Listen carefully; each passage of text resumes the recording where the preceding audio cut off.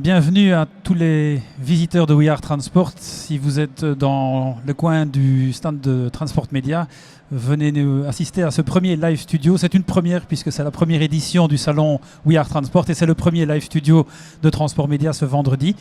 Et pour ce premier live studio, nous allons aborder un sujet un petit peu technique et très lié à l'actualité puisqu'il s'agit de l'autorisation de circulation des convois de 50 tonnes en région wallonne.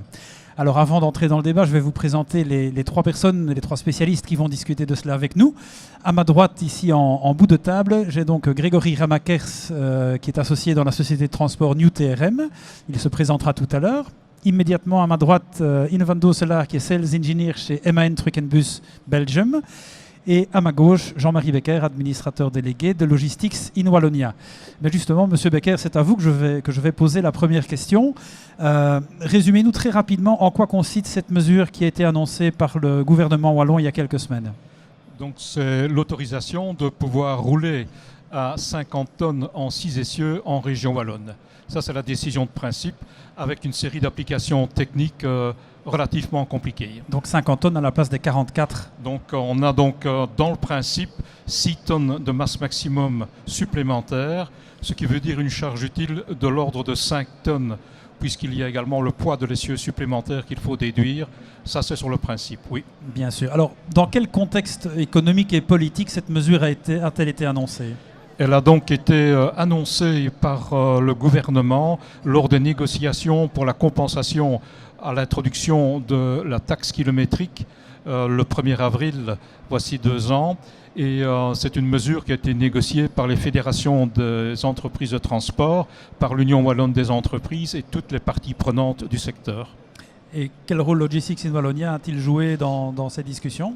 Il a joué le rôle d'abord de modifier la mesure qui avait été prise au départ, qui était annoncée à 48 tonnes pour rester à 50 tonnes comme nos collègues des Pays-Bas. Et d'autre part, d'essayer d'apporter des éclaircissements et notamment d'essayer de demander, ce qui n'a pas été le cas, de demander tout de même que les règles sont les mêmes en Wallonie qu'aux Pays-Bas. D'accord. Alors, on peut imaginer que pour des sociétés qui font du transport de vrac, 5 tonnes de charge utile en plus, c'est intéressant. Bon, on va directement demander à notre transporteur à l'autre bout de la table s'il trouve ça intéressant. Peut-être d'abord, M. Ramakers, présentez-nous rapidement New TRM. Donc, bonjour, nous sommes une société de transport dans le vrac, aussi bien en citerne qu'en benne.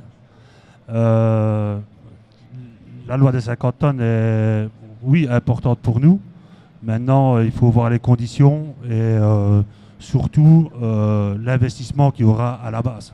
Alors, on parlera de l'investissement tout à l'heure avec IN, mais quel est votre rayon d'action ? Nous sommes aussi bien en Wallonie, dans tout le Benelux, Allemagne et la France. Donc ça veut dire que si vous avez une ligne entre la Belgique et l'Allemagne, cette mesure ne vous intéresse de toute façon pas ? Non. Si vous roulez entre votre site d'Andenne et les Pays-Bas, c'est une mesure qui peut vous intéresser ? Entre la Wallonie et les Pays-Bas, oui, ça pourrait nous intéresser, ou même rien qu'en Wallonie, parce qu'il y a assez bien de transport rien que dans la Wallonie. Et inter-Wallonie, évidemment. Maintenant, si vous allez de Wallonie en Pays-Bas, que vous allez par Maastricht, il y a 400 mètres d'autoroute flamande. On n'est pas trop sûr qu'on pourra passer. Hein. Voilà. Voilà, mais ça, bon, c'est un petit détail. Donc, d'une première, bien sûr, c'est une mesure qui n'est valable que sur le territoire de la région wallonne et aux Pays-Bas.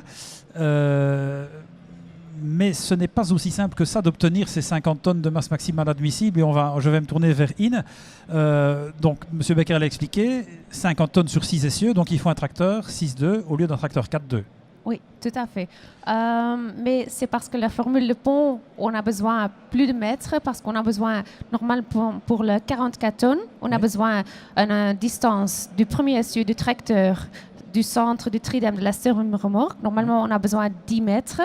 Mais maintenant, avec le 3 essieux du tracteur, on a besoin de 12 mètres 22. Donc, on a besoin de plus de distance, en fait. Alors, on va revenir sur cette fameuse formule pont, Oui. et on n'entrera pas trop dans les détails techniques parce que sinon, c'est moi qui ne pourrai pas suivre. Mais un tracteur 6x2, ça coûte plus cher qu'un tracteur 4x2. Oui. Quel est le surcoût moyen ? Plus ou moins, vous pouvez compter 15 000 euros, en fait, en plus. 15 000 euros en plus. Oui. Alors, Monsieur Ramakers, un tracteur 6.2, moi je vois déjà des gens qui roulent avec des 6.2 aujourd'hui pour éviter les contrôles de surcharge à l'essieu, qui coûtent quand même très cher, parce qu'une amende c'est plus de 2000 € quand même. Vous roulez avec des 6.2 déjà? Non, nous ne roulons pas en 6.2, nous avons que des 4.2. Mais vous n'êtes jamais en surcharge? Non. Vous essayez de ne jamais être en surcharge. Donc, on a le coût du tracteur d'un côté, et puis on a ce qu'il y a derrière, on a la SMI. Donc, quel type de semis, alors ça peut être une benne si on transporte du vrac, mais quel type de semis faut-il mettre derrière un tracteur 6.2 pour pouvoir obtenir ces 50 tonnes de masse maximale admissible? La semi n'est pas vraiment d'une importance parce que c'est vraiment la distance. Ça peut être une benne, ça peut être une semi-remorque normale, mais c'est juste la distance qu'on a besoin vraiment pour l'obtenir les 50 tonnes. Donc pour le monsieur, c'est possible qu'il peut tracter avec une benne, mais la longueur c'est la plus importante, donc il doit vraiment investir aussi dans la benne. Et si monsieur avait un tracteur 6.2 et s'il utilisait ces bennes actuelles, il pourrait quand même transporter, enfin monter au-delà des 44 tonnes de MMA? Ben, si on comptait avec une semi-remorque normale, on peut tracter pour l'instant avec la formule, on peut tracter 46 tonnes. 46. Donc on manque encore 4 tonnes. Donc ça veut dire qu'il faut investir 15 000 € pour gagner 1,5 tonne de charge utile en plus. Ça vous parle ça ou pas du tout? Non, pas du tout. Non, c'est pas assez. C'est pas assez. L'investissement est trop colossal par rapport au nombre de tonnes transportées en plus. Oui. Je vais peut-être me retourner vers Jean-Marie Becker. Ça n'a pas l'air si facile que ça. Non, c'est tout simplement parce que, sur le fond, augmenter la compétitivité des entreprises de transport et des chargeurs est importante, et donc pouvoir transporter 6 tonnes supplémentaires, c'est important, tout comme pour les éco-combis où on est à 60 tonnes. Par contre, en matière technique, les règles applicables en Belgique et notamment en région wallonne, elles ne sont pas conformes à celles qui sont d'application dans d'autres pays européens comme les Pays-Bas. Et je ne comprends pas, et nous ne comprenons pas chez Logistics in Wallonia, que l'on n'applique pas simplement les mêmes règles techniques qu'il y a dans un pays où cela fonctionne depuis très longtemps, les Pays-Bas en l'occurrence.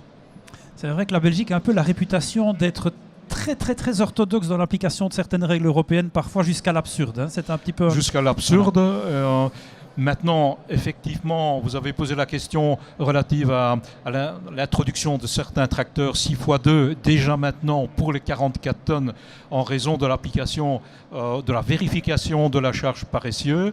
Dans l'absolu, cette mesure est une bonne mesure pour la rentabilité des entreprises, mais à la condition qu'elles puissent effectivement transporter 5 tonnes minimum supplémentaires, sachant qu'il y a 1 tonne de poids de l'essieu, ça dépend forcément de la configuration, mais il faut revenir à des règles techniques simples et applicables, non seulement sur le territoire wallon, mais sur l'ensemble du marché du Benelux. Je vais me retourner vers notre spécialiste technique. La seule chose qu'il faut faire, c'est supprimer cette formule du pont. Oui, tout à fait. Et ce n'est pas uniquement pour, par exemple, la semi-remorque ou la combinaison, mais aussi pour les 4X normales, où on a aussi la formule de pont de 5 tonnes par mètre. Il faut aussi supprimer cette formule, en fait. Ouais. C'est au niveau fédéral, ce n'est pas régionalisé, ça? C'est européenne, l'autre. C'est européen. Oui. Mais l'application, c'est au niveau fédéral, oui. Donc on pourrait peut-être commencer par travailler au niveau fédéral. Bon, ben voilà, monsieur Ramakers. Donc on va essayer de faire en sorte que cette formule pont soit supprimée. Il faudra encore attendre un petit peu parce que c'est pas encore gagné tout de suite, mais au moins on a une solution. La mesure est bonne, il faut juste essayer d'améliorer un petit peu les conditions techniques dans lesquelles ça va se calculer de manière à ce que les transporteurs et les chargeurs, puisqu'ils étaient aussi partie prenante dans ces discussions, pour qu'ils puissent véritablement en profiter. Ben voilà, ce sera la conclusion du premier live studio de ce salon We Are Transport. Rendez-vous dans 1 heure pour le numéro 2.